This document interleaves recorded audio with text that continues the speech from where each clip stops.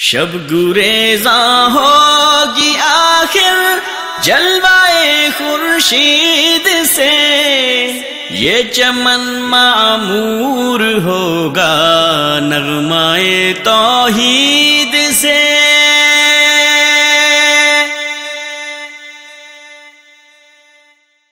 علماء اہل توحید ان سبائیوں کو، ان راہبیوں کو بلا رہے ہیں، اللہ کی توحید کی طرف دعوت دے رہے ہیں۔ پنجتن پاک کی پوجا نہ کرو، اپنے بنائے ہوئے اللہ کے مقابل معبودان کی عبادت نہ کرو کہ یہ صحابہ کی توہین کرتے ہیں، یہ اہل بیت کی توہین کرتے ہیں، یہ نبی کی زوجات کی توہین کرتے ہیں۔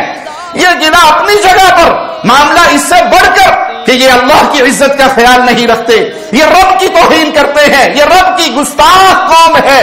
نہ کسی سنی کی تفسیر پڑھو، اپنے ذاکروں کی، اپنے علماء کی، اپنے بڑوں کی لکھی ہوئی تفاسیر کو اٹھا کر دیکھو کہ تمہارے ذاکر نے جو عقیدہ تمہیں دیا کیا یہ قرآن حکیم کی آیات کے موافق ہے یا مخالف ہے؟ ابو بکر سے محبت کیوں ہے؟ کیونکہ وہ رسول اللہ کے ساتھی ہے، وہ رسول اللہ کے سسر ہے۔ عمر سے محبت کیوں ہے؟ وہ رسول اللہ کے سسر ہے۔ عثمان سے محبت کیوں ہے؟ وہ رسول اللہ کے دوہرے داماد ہیں۔ علی سے محبت کیوں ہے؟ کہ وہ رسول اللہ کے داماد ہے صلی اللہ علیہ وسلم۔ عائشہ اور حفصہ سے پیار کیوں ہے؟ ان کی عزت اور تکریم پہ ہم اپنی جان قربان کرنے کو اپنے لیے سعادت سمجھتے ہیں۔ کیوں؟ شب گریزاں ہوگی آخر جلوائے خورشید سے، یہ چمن معمور ہوگا نغمائے توحید سے۔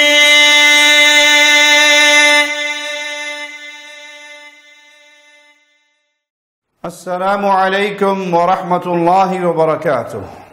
ان الحمد للہ نحمده ونستعینه ونستغفره ونعوذ بالله من شرور انفسنا ومن سيئات اعمالنا، من يهده الله فلا مضل له ومن يضلل فلا هادي له، اشهد ان لا اله الا الله وحده لا شريك له واشهد ان محمدا عبده ورسوله، اما بعد۔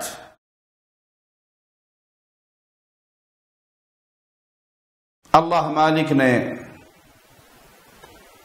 انسانیت کی ہدایت کے لیے اپنے انبیاء کو اس دنیا پہ مبعوث فرمایا۔ مالک فرماتا ہے وَلَقَدْ بَعَثْنَا فِي كُلِّ أُمَّةٍ رَسُولًا، ہم نے ہر امت میں رسول بھیجے۔ ان رسولوں نے اپنی اقوام کو، انسانوں کی بندگی سے نکال کر انسانوں کے رب کی بندگی کی طرف بلایا۔ انہی انبیاء میں سیدنا نوح علیہ السلام جو سال ہا سال تک اپنی قوم کو پیغام توحید دیتے رہے، دن کو پکارا، رات کو پکارا، انسانوں کی بندگی سے ان کو نکالنے کی ہر طرح کی کوشش کی، لیکن قوم نوح علیہ السلام کی قوم پنجتن کو پوجتی تھی، اور اس پوجا میں وہ اتنے شدید تھے کہ نوح علیہ السلام کی بات نہیں سنتے تھے، بلکہ قوم ایک دوسرے کو روکتی تھی کہ کہیں اس کے پیچھے لگ کر پنجتن کو نہ چھوڑ دینا۔ مالک نے وہ منظر ہمارے سامنے پیش کیا۔ قرآن حکیم میں مولا فرماتا ہے وَقَالُوا لا تذرن آلهتكم ولا تذرن ودا ولا سواعا ولا يغوث ويعوق ونسرا۔ قرآن حکیم کے ان الفاظ پہ غور کیجئے، وہ کس طرح شدید تھے غیر اللہ کی پوجا پر، پنجتن کی پوجا پر وہ کتنے پختہ تھے۔ وقالو اور کہا انہوں نے لا تذرن آلہتکم اپنے الہوں کو نہ چھوڑ دینا جن کی تم پوجا کرتے ہو، ان معبودان کی عبادت میں لگے رہنا، اس نبی کی دعوت پر چلتے ہوئے اپنے معبودان سے منہ نہ موڑنا۔ وَلَا تَذَرُنَّ وَدًّا وَلَا سُوَاعًا نہ ود کو چھوڑنا نہ سواع کو چھوڑنا، وَلَا يَغُوثَ وَيَعُوقَ وَنَصْرًا یہ تمہارے پنجتن پاک ہیں، ود، سواع، یعوث، یعوق، نصر، ان کی عبادت میں لگے رہنا، ان سے منہ نہ موڑنا۔ نبی کی کھلی ہوئی دعوت توحید قوم کے کانوں میں پڑ رہی ہے، بجائے قوم اس دعوت توحید کو قبول کرے، اپنے الہوں کی اور اپنے بنائے ہوئے، تراشے ہوئے، گھڑے ہوئے معبودان کی عبادت پہ پختہ رہے۔ یہ پانچوں بت جو بنائے گئے تھے،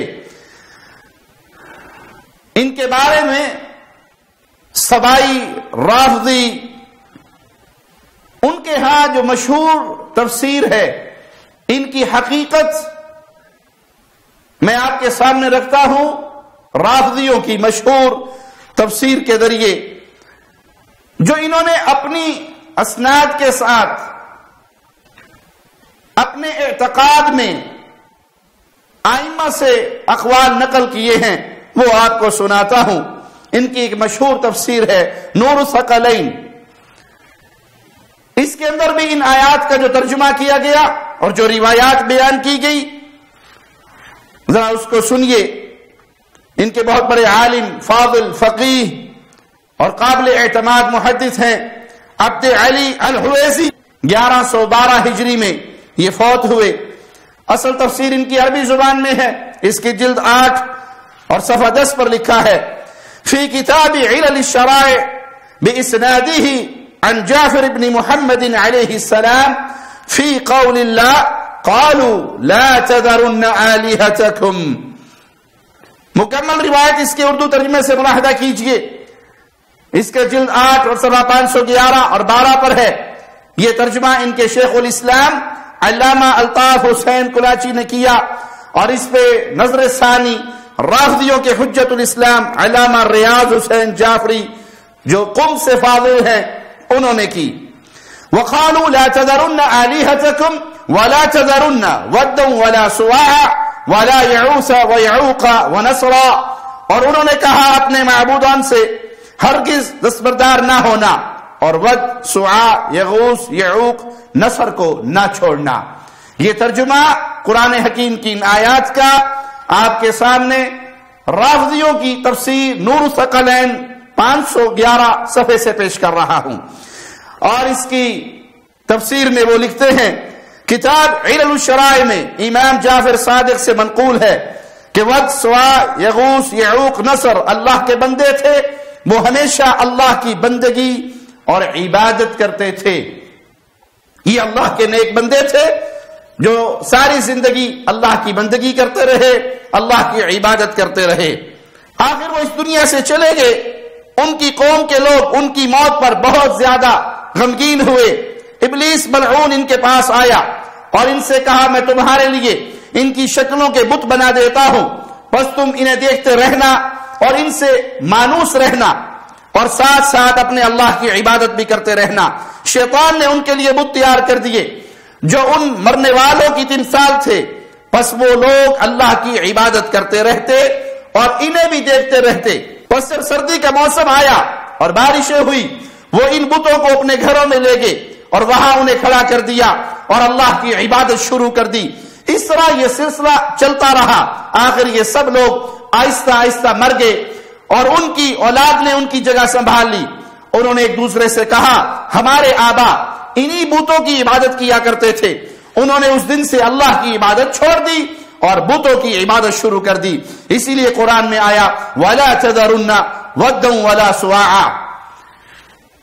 رافضیوں کی تفسیر سے واضح ہوا کہ یہ جو 5 بت قوم نوح پوجا کرتی تھی، اس کی پوجا کی ابتدا کیسے ہوئی، اور یہ اللہ کے اولیاء تھے، نیک لوگ تھے، عبادت گزار تھے، اور قوم اللہ کی عبادت چھوڑ کے ان کی عبادت میں لگ گئی۔ یہی روایت رافضیوں کے تیسری صدی کے ایک مفسر علی القمی نے وہ بھی بیان کرتا ہے۔ تفسیر القمی جلد 3 ہے اور صفحہ 1104 ہے۔ قال كان قوم مؤمنين قبل نوح عليه السلام فماتوا فحزن عليهم الناس فجاء إبليس فاتخذ لهم صورهم ليأنسوا۔ یہ دلیل میں آپ کو کسی اہل سنت کی تفسیر سے نہیں دے رہا، بلکہ رافضیوں کی ہی ایک تفسیر انہی کے شیخ علی القمی وہ بیان کرتے ہیں کہ یہ مومنین کی ایک جماعت تھی، یہ 5 اہل ایمان میں سے تھے، مومنین میں سے تھے۔ فماتوا، جب یہ مر گئے، فحزن علیہم الناس، لوگ غمگین ہو گئے ان کی وفات کی وجہ سے، دکھ میں آئے۔ فجاء ابلیس فاتخذ لهم صورهم ليأنسوا، ابلیس ملعون نے ان کے لیے مورتیاں بنائی ان اولیاء کے نام کی اور ان سے ملتی جلتی تماثیل گھڑی تاکہ لوگ ان سے مانوس رہے، لوگ پھر ان کی پوجا پاٹ پہ لگے۔ اولیاء اللہ کی پوجا کیسے شروع ہوئی، اس آیت کی ساری تفصیل رافضیوں سبائیوں کی تفسیر سے پیش کر رہا ہوں۔ رافضیوں کی مشہور و معروف تفسیر البرہان، اس کی جلد نمبر بھی 8 صفحہ 129 پر بھی یہی روایت موجود ہے۔ كان قوم مؤمنون قبل نوح علیہ السلام فماتوا فحزن علیہم الناس، وہی روایت جو میں آپ کو پہلے 2 تفسیروں سے سنا چکا، یہ تیسری تفسیر سے ہے۔ رافض کی مشہور تفسیر مجمع البیان جلد 10 ہے، صفحہ 105 پر بھی یہی روایت موجود ہے۔ وَهَذِهِ أَسْمَاءُ أَصْنَامٍ كَانُوا يَعْبُدُونَهَا، یہ جو نام ہے بتوں کے، ان بتوں کی وہ پوجا کیا کرتے تھے۔ ثُمَّ عَبَدَتْهَا الْعَرَبُ فِيمَا بَعْدَ، ان کے بعد پھر ان کی پوجا عربوں نے کرنی شروع کر دی۔ عن ابن عباس وقتادہ وقیل ان هذه اسماء قوم صالحین، اور یہی تفصیل ابن عباس سے اور قتادہ سے، اور کہا گیا کہ یہ نام تھے مومنین کے، صالحین کے، نیک لوگوں کے۔ كانوا بین آدم و نوح علیہم السلام، اور یہ قوم آدم علیہ السلام اور نوح علیہ السلام کے درمیان میں یہ لوگ تھے۔ بات بڑی واضح ہے، ان تفاسیر سے روز روشن کی طرح یہ مسئلہ واضح ہو گیا کہ یہ جو بت ود، سوا، یغوث، یعوق، نصر، یہ صالحین تھے، نیک لوگ تھے، مومنین تھے۔ یہ صرف نام کے بت نہیں تھے، یہ تراشی ہوئی مورتیاں نہیں تھی، ان کے پیچھے ایک بیک گراؤنڈ تھا۔ یہ اولیاء اللہ، صالحین، مؤمنین تھے، اور لوگ پھر ان کے ایسے دیوانے ہوئے کہ وہ اللہ کو بھول گئے اور ان بتوں کی پوجا شروع کر دی۔ پنجتن پاک کی پوجا نوح علیہ السلام کی قوم میں کیسے ہوئی؟ یہ پنجتن پاک اولیاء اللہ، صالحین، مومنین تھے، شیطان نے ان کی مورتیاں گھڑ کے قوم کو دی، اور قوم اللہ کی عبادت کو چھوڑ کر ان کی پوجا پہ لگ گئے۔ یہی حال آج سبائیوں کا ہے، رافضیوں کا ہے۔ قوم پنجتن پاک کے چکر میں اللہ کی عظمت اور وقار سے غافل ہو چکی ہے، جس طرح نوح علیہ السلام کی قوم غافل ہوئی۔ نوح علیہ السلام نے بارہا اپنی قوم کو جھنجھوڑا، پکارا، بلایا، اللہ کی عزت ان کے سامنے بیان کی، اللہ کا حق ان کے سامنے بیان کیا، لیکن وہ قوم اپنی حرکتوں سے باز نہیں آئی۔ آئیے قرآن حکیم کی اس آیت پہ غور کرتے ہیں۔ نوح علیہ السلام اپنی قوم سے آواز لگا کر کیا رہے ہیں؟ ما لکم لا ترجون للہ وقارا، تمہیں کیا ہو گیا ہے؟ تم اللہ کے وقار کا خیال نہیں کرتے، اللہ کی عزت کا خیال نہیں کرتے۔ وقد خلقکم اطوارا، اسی نے تمہیں طرح طرح سے پیدا کیا۔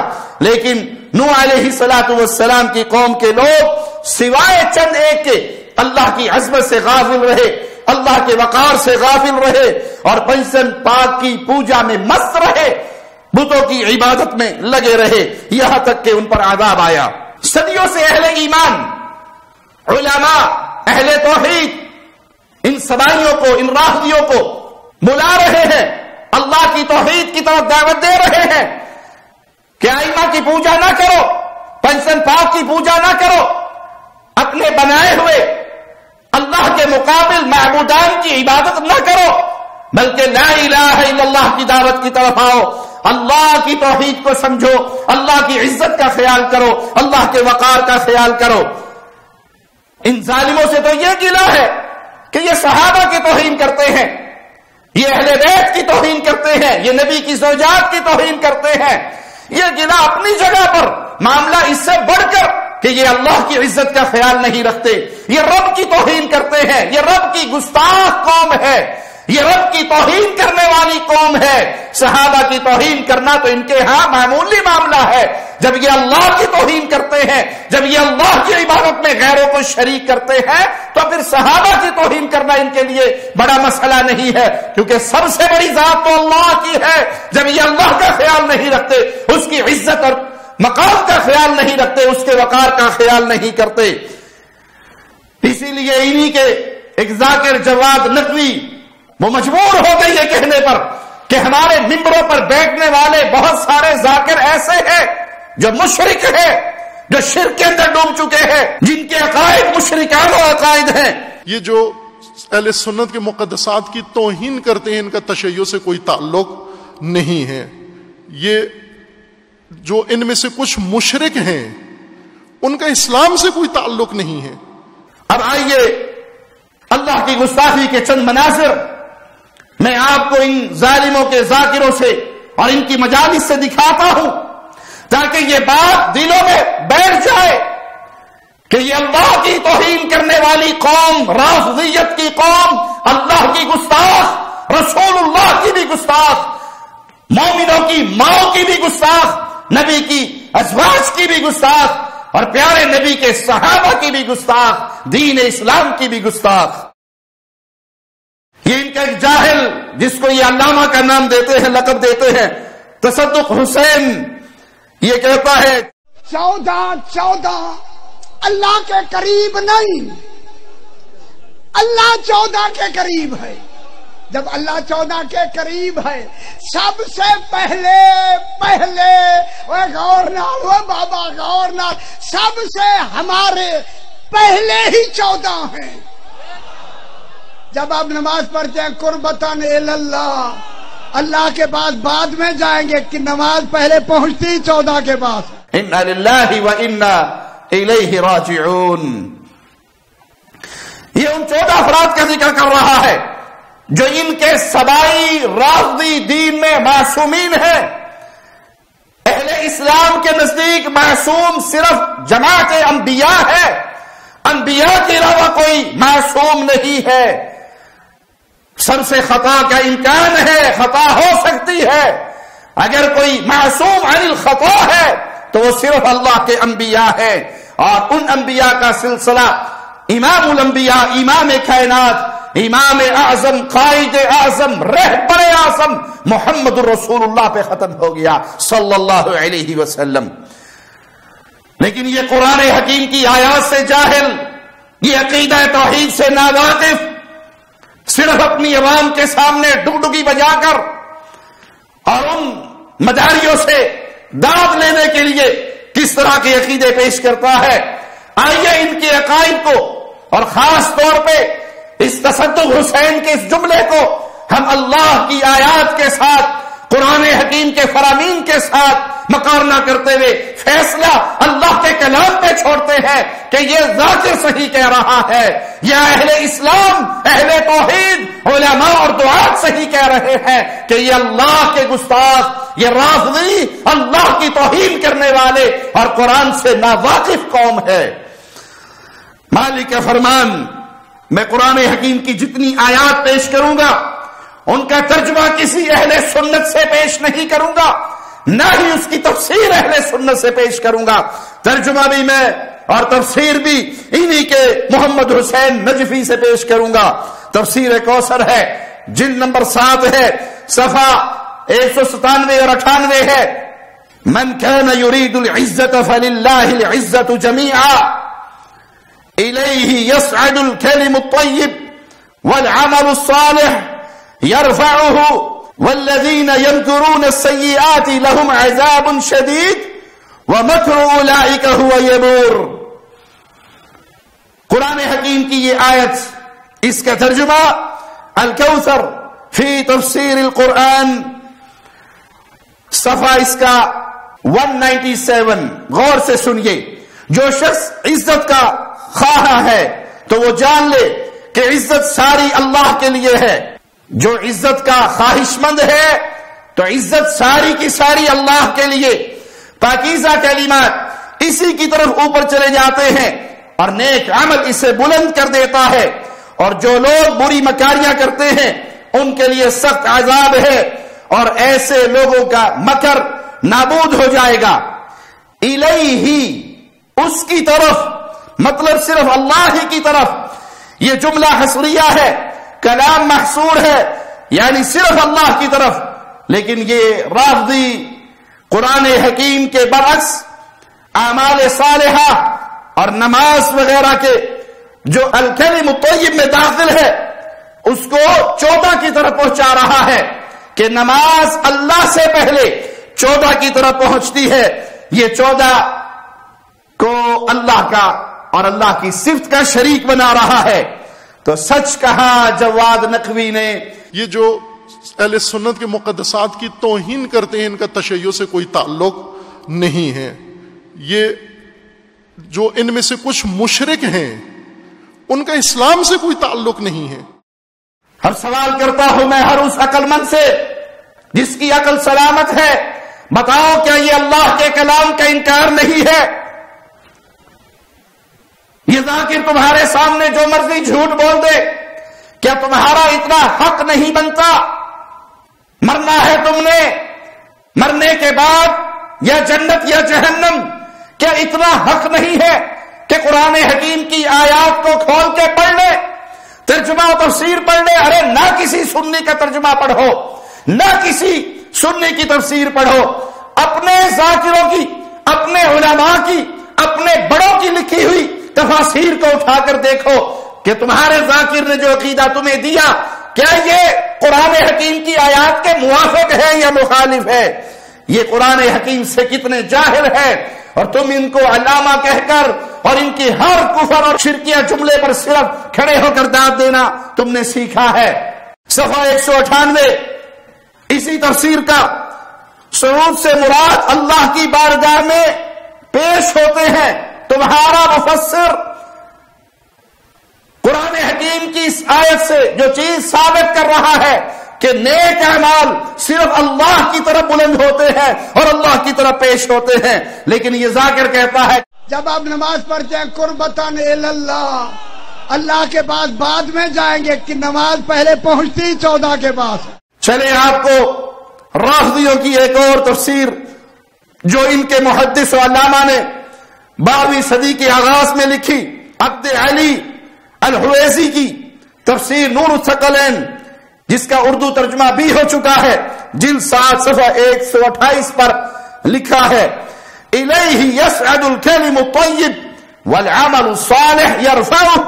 پاکیزہ کلمات اس تک چڑھتے ہیں اور عمل صالح انہیں بلند کرتا ہے. امام محمد باقر علیہ السلام سے روایت ہے کہ آپ نے اپنے آبائے طاہرین کی سند سے رسول اکرم صلی اللہ علیہ وسلم سے روایت کی کہ حضرت نے فرمایا عمل ہی قول کی تصدیق یا تردید کرتا ہے. جب ابن آدم کوئی بات کرتا ہے اور اس کا عمل اس کے قول کی تصدیق کرے تو اس کا قول خدا کی طرف بلند ہوتا ہے. یہ تمہارے مفسر کی تفسیر ہے، کسی سنی عالم کی نہیں. اپنی عقل پہ پڑے ہوئے عقیدت کے پردوں کو اتار کر اپنے مفسرین کی لکھی ہوئی تفسیر کو ہی پڑھ لو تو تمہیں عوام الناس سمجھ آ جائے کہ تمہارے ذاکر تمہارے ساتھ جھوٹ بولتے ہیں، تمہیں شرک کی طرف لے کر جاتے ہیں اور جواد نقوی کے جملوں کے مطابق وہ تمہیں مشرک بنا دیتے ہیں. وہ کہتے ہیں کہ نماز پہلے 14 کی طرف جاتی ہے، اللہ کی طرف بعد میں، پہلے 14 کی طرف. جب آپ نماز پڑھتے ہیں قربتاً اللہ، اللہ کے پاس بعد میں جائیں گے کہ نماز پہلے پہنچتی 14 کے پاس. اور تمہارے مفسرین لکھتے ہیں کہ ہر نیک عمل، ہر نیک قول صرف اللہ کی طرف بلند ہوتا ہے. یہ تمہاری کتب میں حدیث رسول ہے، ہماری کتاب نہیں، اہل سنت کی نہیں. کتاب بھی تمہاری، مفسر بھی تمہارے، اور تمہارے ائمہ اس کو قول رسول کہہ رہے ہیں کہ یہ نبی کریم صلی اللہ علیہ وسلم کا فرمان ہے. لکھنے والے رافضی ہیں، سبائی ہیں، تمہارے مذہب کے امام ہیں اور امام باقر سے نقل کر رہے ہیں. ہم امام باقر رحمہ اللہ کی عزت کرتے ہیں، ہم سب ائمہ کی عزت کرتے ہیں کیونکہ وہ آل رسول ہیں. ہماری تو ساری محبت رسول اللہ صلی اللہ علیہ وسلم سے ہے. ابو بکر سے محبت کیوں ہے؟ کیونکہ وہ رسول اللہ کے ساتھی ہے، وہ رسول اللہ کے سسر ہے. عمر سے محبت کیوں ہے؟ وہ رسول اللہ کے سسر ہے. عثمان سے محبت کیوں ہے؟ وہ رسول اللہ کے دوہرے داماد ہیں. علی سے محبت کیوں ہے؟ کہ وہ رسول اللہ کے داماد ہے صلی اللہ علیہ وسلم. عائشہ اور حفصہ سے پیار کیوں ہے؟ ان کی عزت اور تکریم پہ ہم اپنی جان قربان کرنے کو اپنے لیے سعادت سمجھتے ہیں. کیوں؟ کہ وہ رسول اللہ کا حرم ہے، وہ رسول اللہ کی عزت ہے، وہ رسول اللہ کا بستر ہے. نبی کریم بھی پاک ہے، نبی کا بستر بھی پاک ہے، نبی پاکیزہ ہے. اللہ نے جو بیوی دی ہے وہ بھی پاکیزہ اور طاہرات ہیں. ہماری تو ساری محبت رسول اللہ سے ہے. اہل بیت کا پیار ہمارے ایمان کا حصہ ہے، صحابہ کا پیار ہمارے ایمان کا حصہ ہے، کیونکہ دونوں کا رشتہ محمد الرسول اللہ سے ہے صلی اللہ علیہ وسلم. ہمارے رسول سے پیار کرنے والے، اہل بیت سے پیار کرنے والے، صحابہ سے پیار کرنے والے، لیکن اہل بیت کو معصوم نہیں مانتے. معصوم صرف محمد الرسول اللہ. انبیاء ہوا کرتے ہیں اور سرتاج الانبیاء معصوم ہے، آپ کے بعد پھر کوئی اور معصوم نہیں. لیکن رافضیو، تم تو امام باقر کو معصوم مانتے ہو. وہ بیان کر رہے ہیں رسول اللہ کی حدیث، کتاب تمہاری ہے، مفسر تمہارا ہے، محدث تمہارا ہے، امام تمہارا ہے، اور وہ اس ذاکر کے خلاف فیصلہ دے رہا ہے کہ نہیں، نماز اللہ کی طرف بلند ہوتی ہے، 14 کی طرف بلند نہیں ہوتی. اب فیصلہ تم نے کرنا ہے. باتیں کس کی ماننی ہے؟ ان جاہلوں کی، ان ذاکروں کی جو قرآن سے ناواقف، رب کی عزت اور توقیر سے ناواقف، عقیدہ توحید سے ناواقف، تمہیں کھینچ کے شرک کی دلدل کے اندر لے کر جا رہے ہیں. ایمان کیسے بنانا ہے؟ جو کتاب اللہ میں آیا، جو حدیث رسول میں آیا. اسی تفسیر نور الثقلین جلد 7 اور صفحہ 129 پر لکھا ہے. احتجاج طبرسی کی ایک طویل روایت میں یہ کلمات بھی مرقوم ہیں کہ ابن القوا نے امیر المؤمنین علی علیہ السلام سے کہا یہ بتائیں لا الہ الا اللہ کہنے کا ثواب کتنا ہے؟ آپ نے فرمایا جو شخص اخلاص سے لا الہ الا اللہ کہے تو اس کے گناہ یوں مٹ جاتے ہیں جیسے سفید جھلی سے سیاہ حروف مٹ جاتے ہیں. جب کوئی شخص دوسری بار لا الہ الا اللہ کہتا ہے تو یہ کلمہ توحید آسمان کے دروازوں اور ملائکہ کی صفوں کو چیر کر آگے جاتا ہے. اس وقت ملائکہ ایک دوسرے سے کہتے ہیں عظمت الہی کے سامنے جھک جاؤ. اور جب کوئی تیسری بار لا الہ الا اللہ کہتا ہے تو یہ کلمہ توحید عرض سے پہلے کہیں نہیں رکتا. اس وقت خداوند جلیل اس سے کہتا ہے ٹھہر جاؤ، مجھے اپنی عزت و جلال کی قسم جس نے تجھے منہ سے نکالا میں اسے ضرور معاف کر دوں گا.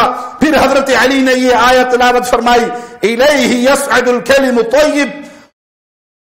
یہ تمہاری تفسیر نقل کرنے والے تمہارے بزرگ، اور فرمایا سیدنا علی نے کہ مقصد یہ ہے کہ جب اس کا عمل خالص ہوتا ہے تو اس کے قول اور کلام کو بلندی نصیب ہوتی ہے. فیصلہ تم پہ چھوڑتا ہوں. ان جاہلوں کے سامنے بیٹھ کے اپنے عقیدوں کو برباد کرنا چاہتے ہو یا اپنے لکھے ہوئے، اپنے ائمہ کی لکھی ہوئی تفاسیر کو اٹھا کر حقیقت حال دیکھ لو تو یہ ظالم ذاکر تمہیں وہاں پر جھوٹے نظر آئیں گے کہ اعمال اللہ کی طرف بلند ہوتے ہیں، 14 کی طرف بلند نہیں ہوتے.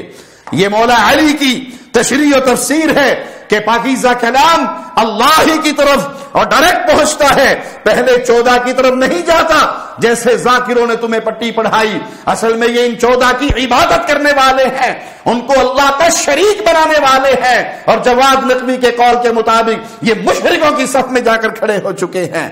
اب آئیے شرک و کفر کی نجاستوں سے بھری ہوئی ایک پلید مجلس کا میں آپ کو منظر دکھاتا ہوں۔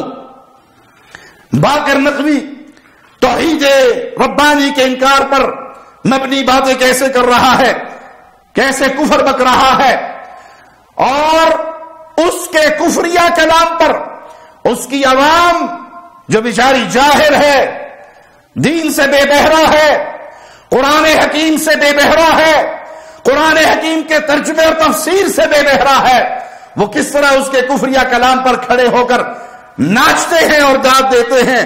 کہتے ہیں ہم مولا سے پوچھا کہ مولا عبادت اصل میں کیا ہے؟ کا عبادت آنا نحن عبادت، اصل میں عبادت ہے ہی ہم، ہمارے علاوہ عبادت ہے ہی نہیں۔ اصل میں فجر بھی ہم ہیں، ظہر بھی ہم ہیں، عصر بھی ہم ہیں، مغرب بھی ہم ہیں، عشاء بھی ہم ہیں، جمعہ بھی ہم ہیں، عیدین بھی ہم ہیں، حج بھی ہم ہیں، قربانی بھی ہم ہیں، زکوٰۃ بھی ہم ہیں، خمس بھی ہم ہیں، توجہ گردان موتے میں نہیں، حجاب توحید بھی ہم ہیں۔ انا للہ و انا الیہ راجعون۔ یہ جاہل مطلق، یہ امی محض جو اللہ کی توحید کو، قرآن حکیم کی آیات کو، اسلام کے بنیادی ڈھانچے کو، عقیدہ توحید کی ابتدائی معلومات سے بھی ناواقف، بے خبر، شرک کی غلافتوں میں ڈوبا ہوا مجرم، یہ کس طرح مولا علی کی طرف یہ باتیں منسوب کر رہا؟ مولا علی رضی اللہ عنہ وارضا نے یہ جملے نہیں کہے، یہ جھوٹ ہے جو تم نے مولا علی کے نام لگایا ہے۔ ان کے علامہ نجفی نے عبادت کی تعریف کیا کی ہے؟ جلد 1 صفحہ 207، تمہارے گھر کی تمہیں سنا رہا ہوں، تمہارے گھر کے دلائل تمہارے آگے رکھ رہا ہوں تاکہ تمہاری عقل ٹھکانے آ جائے، کوئی تمہیں گمراہ کرتے ہوئے یہ نہ کہے کہ یہ تو سنیوں کی تفسیر اور سنی مولویوں کے حوالے دے رہا ہے، بخاری و مسلم پڑھ کر نہیں سنا رہا، قرآن حکیم کی تفاسیر میں تمہیں ابن کثیر سے پڑھ کر نہیں سنا رہا، میں تمہیں تمہارے مفسرین، تمہارے محدثین، تمہارے گھر کی کتابیں پڑھ کر سنا رہا ہوں۔ اللہ کے لیے ان اہل شرک کے دامن سے نکل آؤ، جو تمہارے بڑوں نے لکھا ہے اس کو ایک دفعہ اپنی کھلی آنکھوں سے پڑھ کر تو دیکھ لو۔ الکوثر فی تفسیر القرآن پہلی جلد ہے، صفحہ 207 ہے۔ عبادت کی صحیح تعریف قرآنی شواہد کی روشنی میں اس طرح ہے: کسی کو خالق یا رب تسلیم کر کے اس کی تعظیم کرنا۔ عبادت کی صحیح تعریف تمہارے ذاکر نے کیا کہا؟ سیدنا علی کے نام جھوٹ لگا کر انہوں نے کہا ہم ہی عبادت ہے، نحن العبادہ، ظہر فجر عصر مغرب عشاء سب کچھ ہم، حج قربانی ہم۔ اب مولا سے پوچھا کہ مولا عبادت اصل میں کیا ہے؟ کا عبادت آنا نحن عبادت، اصل میں عبادت ہے ہی ہم، ہمارے علاوہ عبادت ہے ہی نہیں۔ اصل میں فجر بھی ہم ہیں، ظہر بھی ہم ہیں، عصر بھی ہم ہیں، مغرب بھی ہم ہیں، عشاء بھی ہم ہیں، جمعہ بھی ہم ہیں، عیدین بھی ہم ہیں، حج بھی ہم ہیں، قربانی بھی ہم ہیں، زکوٰۃ بھی ہم ہیں، خمس بھی ہم ہیں، توجہ گردان موتے میں نہیں، حجاب توحید بھی ہم ہیں۔ تمہارا مفسر کیا کہہ رہا ہے؟ عبادت کی صحیح تعریف قرآنی شواہد کی روشنی میں کیا ہے؟ کسی کو خالق یا رب تسلیم کر کے اس کی تعظیم کرنا۔ معنی یہ تم علی کو رب مانتے ہو، تم سیدنا علی رضی اللہ عنہ وارضا کو رب مانتے ہو۔ اپنے مفسر کی اس تفسیر کی روشنی میں اگر تم عبادت سیدنا علی کو سمجھتے ہو، خود لفظ عبادت سے اس کی تعریف نکل آتی ہے. چنانچہ عبد مملوک کو کہتے ہیں، العین میں آیا ہے العبد یعنی المملوک، اور مملوک اسے کہتے ہیں جس کا کوئی مالک ہو. چنانچہ رب مالک کو کہتے ہیں، لہذا عبادت رب کی ہوتی ہے. اگر کوئی رب نہیں ہے تو اس کا عبد بھی نہیں ہوگا، اور جب عبد نہیں ہے تو عبادت بھی نہیں ہوگی. اس مطلب کو اس آیت میں بیان کیا گیا، ان اللہ ربی، اللہ میرا رب ہے. یہ آیت بطور دلیل نجفی لے کر آیا ہے، تمہارا شیخ، تمہارا مفسر. اللہ میرا رب ہے، اللہ تمہارا بھی رب ہے. فاعبدوہ، تم سب اس کی عبادت کرو. ھذا صراط مستقیم، یہ صراط مستقیم ہے. بے شک اللہ میرا رب، تمہارا بھی رب، اسی کی بندگی کرو، یہی سیدھا راستہ ہے. نجفی نے عبادت کا معنی اس جگہ یہ بیان کیا کہ بندہ ہونا عبادت ہے، اور عبادت صرف رب کی ہوتی ہے. یہ نہیں کہا کہ ائمہ کی بھی عبادت ہوتی ہے. مزید سنیے، اسی نجفی نے سورۃ حج آیت نمبر 77 کی تفسیر میں لکھا، یا ایھا الذین آمنوا ارکعوا واسجدوا واعبدوا ربکم وافعلوا الخیر لعلکم تفلحون. ایمان والو، رکوع کرو، سجدہ کرو، اپنے پروردگار کی عبادت کرو، نیک عمل انجام دو، امید ہے اس طرح تم فلاح پا جاؤ گے. قرآن کی اس آیت کا ترجمہ میں نے آپ کو نجفی سے سنایا ہے، تفسیر بھی اسی نجفی سے سناؤں گا. ترجمے سے واضح ہو گیا، لیکن آئیے تفسیر سنتے ہیں تاکہ مسئلہ اور واضح ہو جائے. وَاعْبُدُوا رَبَّكُمْ، اپنے رب کی عبادت کرو، یعنی جو کچھ اللہ کی طرف سے اس کے رسول نے پیش کیا اس کی اطاعت کرو، یہی بندگی ہے. وَاعْبُدُوا رَبَّكُمْ سے یہ بات بھی واضح ہوتی ہے کہ عبادت رب کی جاتی ہے، عبادت رب کی ہوتی ہے. جس ذات کو تم نے اپنا رب تسلیم کیا اس کی بندگی کرو. تم نے علی کو رب مانا، اس ذاکر کے اس کفریہ شرکیہ جملے پر کھڑے ہو کر داد دینے والوں، تمہارے مفسر کی تفسیر کی روشنی میں تو مطلب یہ ہوا کہ تم نے علی کو رب مانا، اسی لیے کہا کہ علی کی عبادت، علی فجر ہے، ظہر ہے، عصر ہے، مغرب ہے، عشاء ہے، قربانی ہے، حج ہے. تمہارا مفسر تو اس قرآن حکیم کی آیت کی تفسیر میں کہہ رہا جس کو رب مانا جائے اس کی عبادت کی جاتی ہے. اگر تم علی کو رب مانتے ہو تو پھر تو سچ کہا تھا جواد نقوی نے کہ تم شرک کی دلدل میں گر کے مشرک ہو چکے ہو. جس طرح وَاعْبُدُوا میں نماز بھی شامل ہے، اسی طرح فعل الخیر میں عبادت بھی شامل ہے. وَفَعَلُوا الْخَيْرَ، اس میں عبادت بھی شامل ہے، نماز بھی شامل، عبادت بھی شامل. اور یہ نماز اور عبادتیں کس کے لیے ہوگی؟ جس کو تم نے اپنا رب مانا ہے. پہلے فیصلہ کر لو تمہارا رب اللہ ہے تو یہ ساری عبادتیں اللہ کے لیے. اور اگر تم نے رب ائمہ کو 14 کو مانا ہے، جیسے نوح علیہ السلام کے دور کے مشرکوں نے پنجتن پاک کو اپنا الہ مان لیا تھا، کیا تم نے بھی ایسا ہی کیا ہے؟ تو پھر اپنے ایمان کی فکر کرو، اللہ کے علاوہ کسی اور کو پوجنے والے مومن نہیں ہوتے. یہاں نجفی نے نبی کریم صلی اللہ علیہ وسلم کی اطاعت و فرمانبرداری کرنے کو عبادت قرار دیا، نماز کو عبادت کہا، اسی طرح نیک عمل فعل الخیر کو بھی عبادت کہا. یہ نہیں کہا کہ ائمہ عبادت ہیں، بلکہ عبادت صرف رب کی ہوتی ہے. سمجھا رہا ہوں، پکار رہا ہوں، بلا رہا ہوں، آوازیں دے رہا ہوں، تمہارے گھر کی کتابیں پڑھ پڑھ کر تمہیں سنا رہا ہوں، تاکہ قیامت کے دن تم میں سے کوئی یہ نہ کہہ سکے کسی نے ہمارے پر حجت تمام نہیں کی تھی، کسی نے ہمیں سمجھایا نہیں تھا، کسی نے ہمیں پیار سے بتایا نہیں تھا. ہم تو ذاکروں کے کفریہ شرکیہ جملے سن کے مست ہو کر کھڑے ہو کر نعرہ حیدری لگا دیتے ہیں، اور ایسے ایسے چیخ کے نعرے لگائے جاتے ہیں. حج کو بولو، نعرہ حیدری، نعرہ حیدری، نعرہ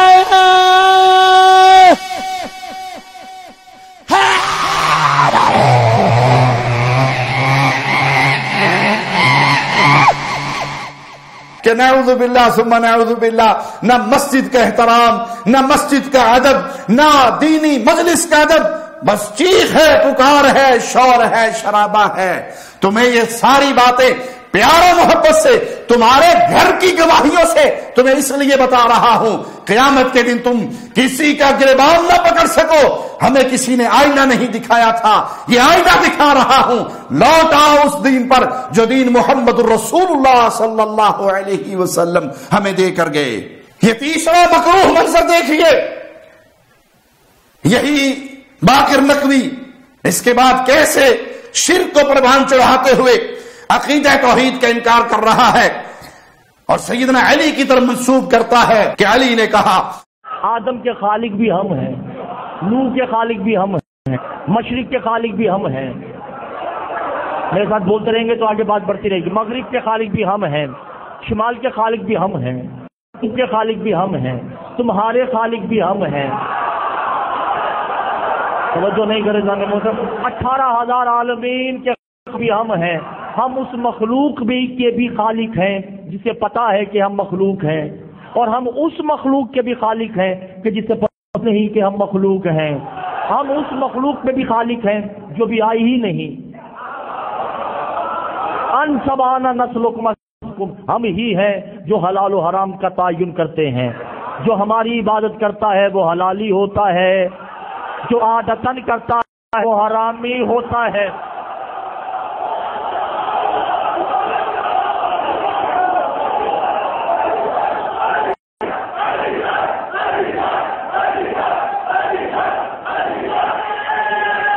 انا للہ و انا الیہ راجعون۔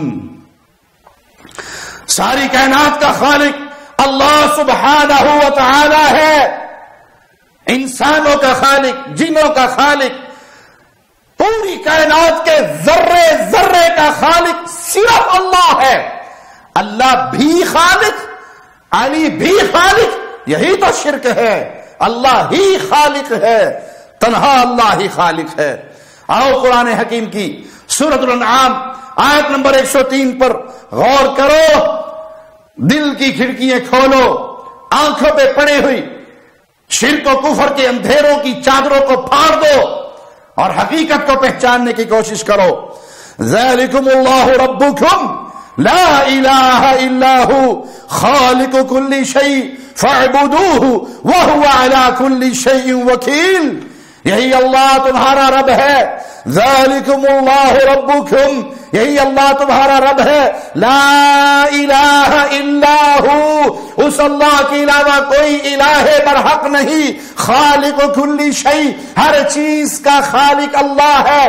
علی کا خالق اللہ، حسن کا خالق اللہ، حسین کا خالق اللہ، فاطمہ کا خالق اللہ، اہل بیت کا خالق اللہ، انبیاء کا خالق اللہ، جنات کا خالق اللہ، کائنات کے ذرے ذرے کا خالق اللہ۔ اللہ کے علاوہ ہر چیز مخلوق ہے، خالق صرف ایک اللہ ہے۔ ظالموں، اللہ کو خالق تو مشرکین مکہ بھی مانتے تھے۔ اس مسئلے میں تو مشرکین مکہ کو بھی کوئی اختلاف نہ تھا کہ خالق صرف اللہ ہے، اللہ کے علاوہ کوئی خالق نہیں۔ تم مشرکین مکہ کو بھی شرک میں پیچھے چھوڑ گئے کہ تم نے علی کو آدم کا خالق مانا، انبیاء کا خالق مانا، پوری کائنات کا خالق مانا۔ اتنا شرک تو ابو جہل نے بھی نہیں کیا تھا۔ یہی اللہ تمہارا رب ہے، اس کے علاوہ کوئی معبود برحق نہیں، اور وہی خالق ہے، خالق کل شیء۔ قرآن کہتا ہے ہر چیز کا خالق۔ یہ نقوی جو تمہیں پٹیاں پڑھا رہا ہے یہ کفر کے عقیدے ہیں، یہ شرک کے عقیدے ہیں۔ یہ رافضیوں نے، سبائیوں نے جو عقائد تمہارے سامنے پھیلائے ہیں یہ ایمان کے عقائد نہیں ہیں، یہ کفر و شرک کے عقائد ہیں۔ تائید کرتا ہوں جواد نقوی کی، میں یہاں پر سچ کہا اس نے۔ یہ جو اہل سنت کے مقدسات کی توہین کرتے ہیں ان کا تشیع سے کوئی تعلق نہیں ہے۔ یہ جو ان میں سے کچھ مشرک ہیں ان کا اسلام سے کوئی تعلق نہیں ہے۔ جواد نقوی صاحب رافضی ہی ہے، انہوں نے اپنے ان ساتھیوں پر کچھ ہولا ہاتھ رکھا ہے، وگرنہ قرآن حکیم کی آیات اگر میں آپ کو پڑھ کر سناؤں تو حقیقت یہ ہے کہ یہ صرف مشرک نہیں، یہ ابو جہل سے بدتر مشرک، یہ کفار مکہ سے بدتر مشرک، کہ جس مسئلے میں کفار مکہ نے رسول اللہ صلی اللہ علیہ وسلم کی توحید کی دعوت سے اختلاف نہیں کیا، توحید ربوبیت میں، یہ رافضی سبائی اس مسئلے میں بھی اختلاف کرتے ہوئے شرک کی وادی میں ڈوب چکے ہیں۔ ابو جہل نے اللہ کے علاوہ کسی کو خالق نہیں مانا، لیکن یہ علی کو خالق مان کر ابو جہل سے بھی بدتر ہو چکے ہیں۔ اگر تمہارا دعویٰ ہے کہ تم قرآن حکیم کو مانتے ہو، قرآن حکیم پہ تمہارا ایمان ہے، تو آؤ اللہ کے کلام کو پڑھو، اور پھر دعوت دوں گا اپنے ہی کسی شیخ کا ترجمہ پڑھ لو، اپنے ہی کسی امام کی تفسیر پڑھ لو۔ یہ لاکھوں روپے لگا کر ان ذاکروں کو تم بلا کر ہزاروں کو مشرک بنا جاتے ہو، عقیدہ توحید کا بیڑا غرق کر دیا جاتا ہے تمہاری مجلسوں میں، شرک کو ایمان بنا کر ثابت کیا جاتا ہے، دکھایا جاتا ہے۔ آؤ میں تمہیں لے کر چلتا ہوں محمد حسین نجفی کے ترجمے اور اس کی تفسیر کی طرف، 6 جلد میں الکوثر فی تفسیر القرآن، قرآن حکیم کی چند آیات جس کا ترجمہ تمہارے گھر سے، تفسیر تمہارے گھر سے، فیصلہ تمہارے عقل مندوں پر چھوڑوں گا کہ یہ ذاکر مشرک ہے یا نہیں، اور شرک میں کفار مکہ سے بھی آگے جا چکا ہے یا نہیں۔ امن خلق السماوات والارض وانزل لكم من السماء ماء فانبتنا به حدائق ذات بهجة ما كان لكم ان تنبتوا شجرها أإله مع الله بل هم قوم يعدلون۔ یہ شریک بہتر ہے یا وہ جس نے آسمان اور زمین کو پیدا کیا اور آسمان سے تمہارے لیے پانی برسایا، پھر ہم نے اس سے پر رونق باغات اگائے۔ ان درختوں کو اگانا تمہارے بس میں تو نہ تھا کہ اللہ کے ساتھ کوئی اور معبود بھی ہے، بلکہ یہ لوگ تو منحرف قوم ہیں۔ ترجمہ اپنے شیخ کا سن لیا، آسمانوں کو پیدا کرنے والا اللہ، زمینوں کو پیدا کرنے والا اللہ، باغات کو پیدا کرنے والا اللہ، بارش برسانے والا اللہ، انگوریاں نکالنے والا اللہ، اِلَٰهٌ مَّعَ اللَّهِ، کہ اللہ کے علاوہ بھی کوئی معبود ہے؟ اور تمہارا یہ ذاکر کہہ رہا ہے کہ نہیں، علی خالق ہے، 18,000 جہانوں کو، عالمین کو علی نے پیدا کیا ہے۔ آؤ تفسیر بھی اپنے شیخ کی سن لو۔ امن خلق السماوات والارض، کلام کا رخ مشرکین کی طرف ہے جو غیر اللہ کی اس بنیاد پر پرستش کرتے ہیں، عبادت کرتے ہیں کہ یہ غیر اللہ ان کی زندگی کو چلاتے اور کائنات کی تدبیر کرتے ہیں، وہ اللہ کو خالق مانتے ہیں، بس آگے تدبیر غیر اللہ کے ہاتھ میں ہے۔ ان سے فرماتا ہے کس نے آسمانوں اور زمین کو خلق کیا؟ وہ کہیں گے اللہ۔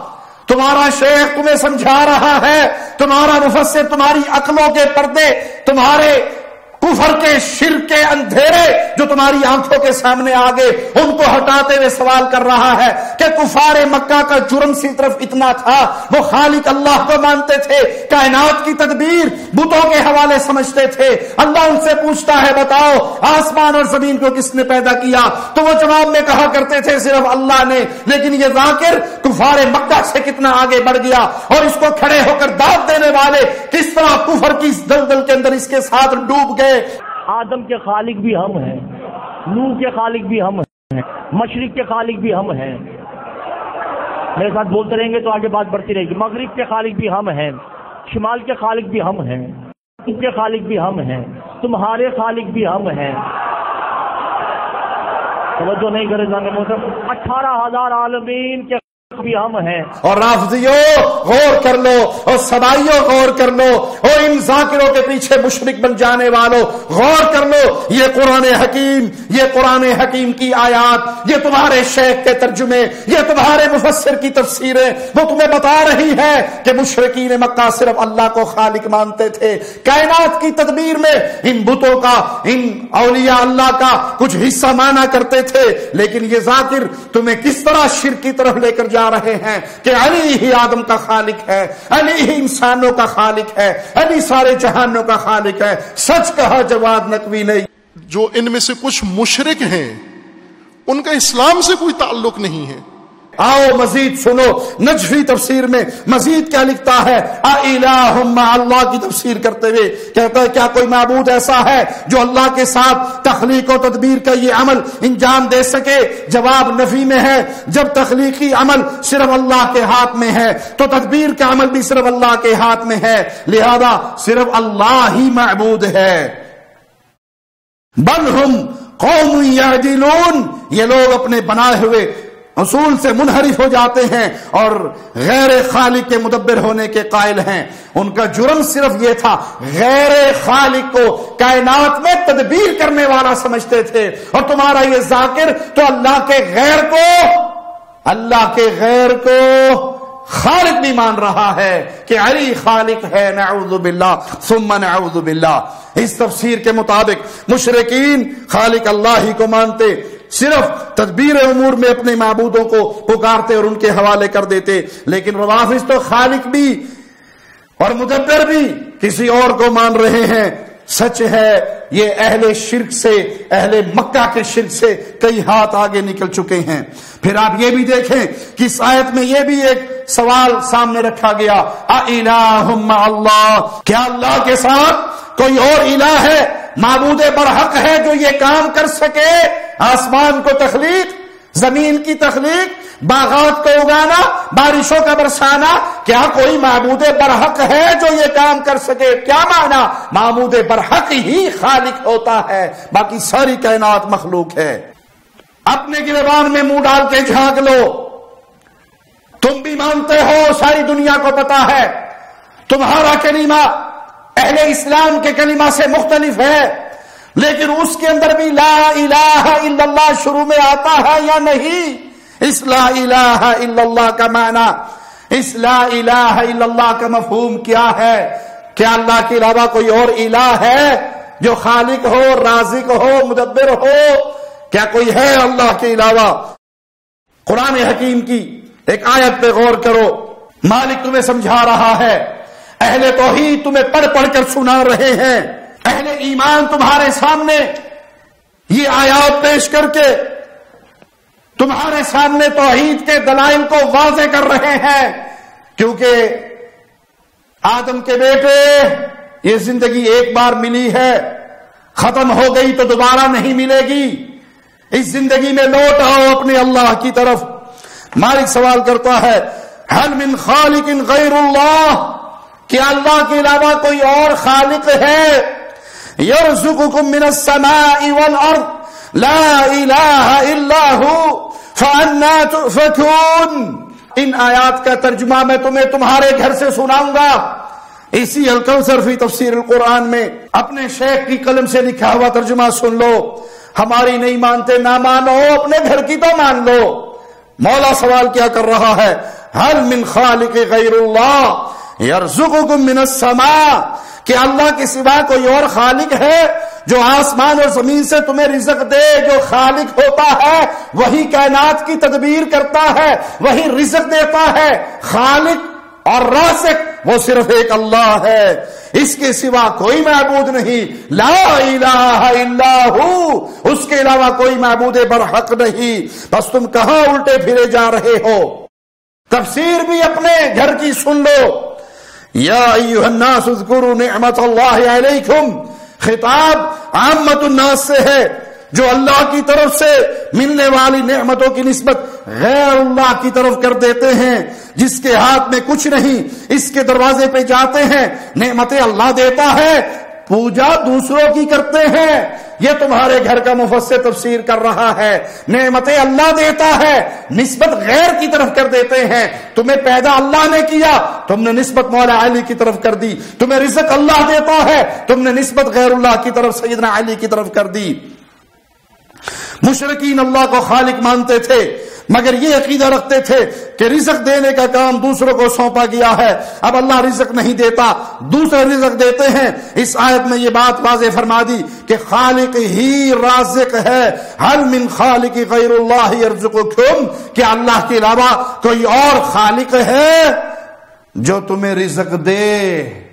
تمہارے گھر کی تفسیر ہے، کسی سنی مفسر کی بیان نہیں کر رہا، تمہیں تمہاری آنکھیں کھولنے کے لیے تمہارے گھر کے حوالے سنا رہا ہوں۔ اس سے واضح ہو گیا خالق ہی رازق ہو سکتا ہے، خالق اور رازقیت میں تفریق ممکن نہیں، وہی خالق وہی رازق، اس میں تفریق ممکن نہیں ہے۔ خالق ہی دانے کا سینہ چاک کر کے روزی دیتا ہے، لا الہ الا ہو، بس معبود وہی ہوتا ہے جو خالق اور رازق ہو، اس کے علاوہ دوسروں کے پاس خالقیت کا اختیار نہیں تو رزق دینے کا بھی اختیار نہیں ہے۔ ان کی پوجا کر کے کیا حاصل کر سکو گے؟ فَأَنَّا تُؤْفَكُونَ، پھر تم کہاں الٹے پھرے جا رہے ہو؟ جس کے پاس سب کچھ ہے اس کا دروازہ چھوڑ کر ایسوں کے دروازے پر جاتے ہو جن کے پاس کچھ بھی نہیں۔ اہم نقطہ تمہارا شیخ بیان کرنے لگا ہے، خالق ہی رازق ہوتا ہے، خالق اور رازق کے درمیان تفریق ممکن نہیں ہے۔ تو عقل مندو، اس کھوپڑی میں اگر عقل ہے تو استعمال کر لو، موت کے ساتھ یہ زندگی ختم ہو جائے گی، پھر دوبارہ کوئی چانس دنیا میں آنے کا نہیں ہے، اور اللہ کی قسم جو شرک کرتے ہوئے مرا اس کی بخشش کی کوئی امید نہیں ہے۔ بڑی واضح بات بڑی کھول کر بیان کر دی تمہارے تفسیر کرنے والے بابا جی نے، یہ تمہارے گھر کا ہے ہمارے گھر کا نہیں، اس کی تو مان لو۔ اس نے واضح کیا خالق بھی صرف اللہ ہے اور رازق بھی صرف اللہ ہے، الہ بھی صرف اللہ ہے، غیر اللہ کی پوجا جہنم کا ایندھن بنا دیتا ہے۔ لا یغفر ان یشرک بہ، اللہ نے شرک کو کبھی معاف نہیں کرنا، جو چاہے گناہ معاف کر دے، شرک کو کبھی معاف نہیں کرنا۔ انہ من یشرک باللہ، جو اللہ کے ساتھ شرک کرتا ہوا مر گیا اس کا ٹھکانہ جہنم ہے، اس کا ٹھکانہ جہنم ہے، مأواہ النار، اس کا ٹھکانہ جہنم ہے، اور جہنم بہت برا ٹھکانہ ہے۔ اپنی چمڑیوں کو جہنم سے بچا لو، اور اس کے لیے پہلے ان ذاکروں سے دامن چھڑا لو، قرآن سے دامن جوڑ لو۔ اللہ ہمیں توحید پہ زندہ رکھے، توحید پہ ہمیں موت دے، اسی توحید کی دعوت دیتے ہوئے شہادت کی موت پا کر اللہ کی جنتوں کے مہمان بن جائیں۔ اقول قولی ھذا واستغفر اللہ لی ولکم ولسائر المسلمین۔ شب گریزاں ہوگی آخر جلوائے خورشید سے، یہ چمن معمور ہوگا نغمائے توحید